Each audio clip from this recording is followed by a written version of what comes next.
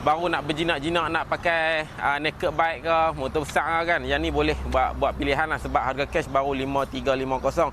Kena pandai goyang, Abang Gero bagi pandai goyang, pandai goncang Abang Gero bagi 5,000 lah. Pandai goyang lain macam no.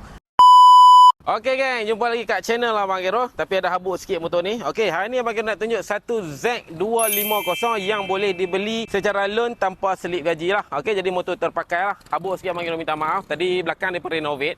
Kongkang, habuk penuh kat motor. Okey, tapi tak apa. Itu bukan jadi penghalang untuk kita tengok motor ni. Okey, first kali kita nak tengok dia punya mileage dulu. Okey, untuk meter motor ni, confirm dia memang sunburn lah. Dia memang sunburn. Untuk mileage 251,000 lah, agak tinggi. Tapi okey lah, kena dengan tahun lah. Sebab tahun motor ni 2017.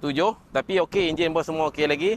Jadi kalau kita tengok kosmetik memang cun lah. Iwan kita pusing satu round tengok ada apa. Cuma habuk je, tak ada masalah. Enjin tak ada leaking. Exhaust original. Cover set baru cat. Cushion baru balut. Lampu belakang tak ada crack. Cun-cun Cina punya. Sprocket boleh pakai. Tayar belakang pun boleh pakai lagi. Tak ada masalah. Cover set tak ada pecah lah. Selalu kalau tahun-tahun lama je ni cover set dia pecah lah. Okey. Jadi semua keadaan baik lah. Lampu pun tak ada crack lah. Cuma owner lama ada letak, orang panggil apa, tinted. Jadi dia kelabu sikit lah dekat sini. Tapi tak ada masalah ni. Ni model RM30. Nampak baru terus. Okey. Jadi untuk motor ni Abang Gero boleh buat dua jenis jualan lah. Satu jualan secara cash. Jualan secara cash RM5,350. Harga boleh goncang sikit-sikit lagi. Harga deposit tanpa slip gaji. Tapi kena mai kedai.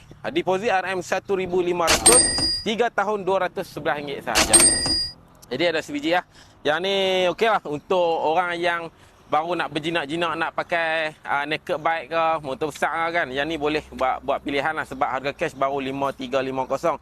Kena pandai goyang, Abang Gero bagi pandai goyang. Pandai goncang, Abang Gero bagi 5,000 lah. Pandai goyang lain macam no. Okey, 5,000 boleh jalan lah. Okey, jadi kita start dengar dia punya bunyi enjin dulu. Bismillahirrahmanirrahim. Sekejap.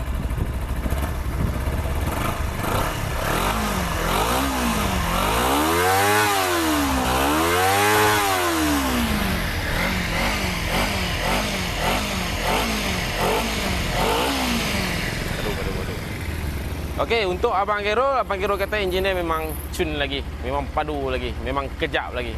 Bunyi memang kejap lagi.